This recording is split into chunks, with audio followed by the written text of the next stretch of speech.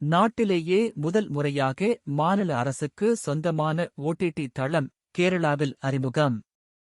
நாட்டிலேயே முதல் முறையாக மாநில அரசுக்கு சொந்தமான ஓடிடி தளத்தை கேரளா அறிமுகப்படுத்த உள்ளது. இன்றைய டிஜிட்டல் உலகில் எண்ணற்ற ஸ்ட்ரீமிங் தளங்கள் தங்கள் சேவையை பயனர்களுக்கு வழங்கி வருகின்றன. இந்தியாவில் மட்டும் சுமார் 57 ஸ்ட்ரீமிங் சேவை தளங்கள் இருப்பதாக தகவல் மற்றும் ஒளிபரப்பு அமைச்சகம் தெரிவித்துள்ளது. இது கடந்த மார்ச் மாதம் வெளியான தகவல்.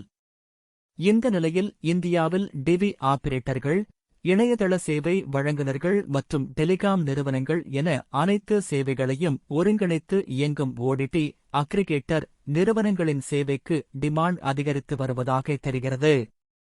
இந்த நிலையில் நாட்டிலேயே முதல் முறையாக மாநில அரசுக்கு சொந்தமான ஓடிடி தளத்தை கேரளா அறிமுகப்படுத்த உள்ளது. மாநில அரசின் ஓடிடி பிளாட்ஃபார்ம் சி-ஸ்பேஸை முதல்வர் பினராயி விஜயன் மார்ச் 7ஆம் தேதி காலை 9:30 மணிக்கு திருவனந்தபுரம் கைரளி திரையரங்கில் திறந்து வைக்கிறார்.